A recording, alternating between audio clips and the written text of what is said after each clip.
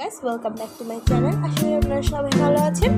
আজকে আম মাখা করে খাওয়াবো আপনাদের সবাইকে।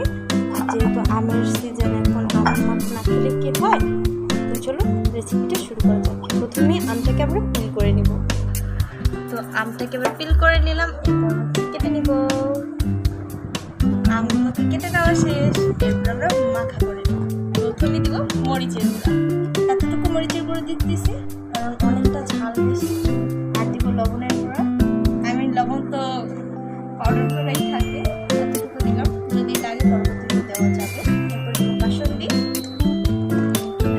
একটু ছাড়িয়ে নিব। তারপর দিতেছি 2 চামচ দিব, আরেকটু দিই, খেতে তো অসুবিধা নাই। কাঁচা আমের মাখা খেতে চেয়েছি কিন্তু আমটা থেকে গেছে, যাই হোক এটাকে মেখে নিই। করা হয়ে গেছে, এরপর টেস্ট করে বলতেছি ঠিক কিরকম হয়েছে। আমি চিনি কিন্তু ব্যবহার করিনি, কারণ একটু টক মিষ্টি হলেই তো ভালো হয়। বিসমিল্লাহ।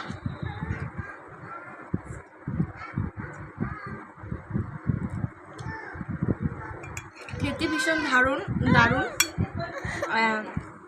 একটু টক টক ঝাল ঝাল লাগতেছে, যেহেতু চিনি ব্যবহার করিনি। আর আমটা যেহেতু পেকে গেছে, একটু মিষ্টি লাগতেছে হালকা হালকা। তো আপনারা ট্রাই করে খেয়ে দেখতে পারেন, আশা করি ভালো লাগবে।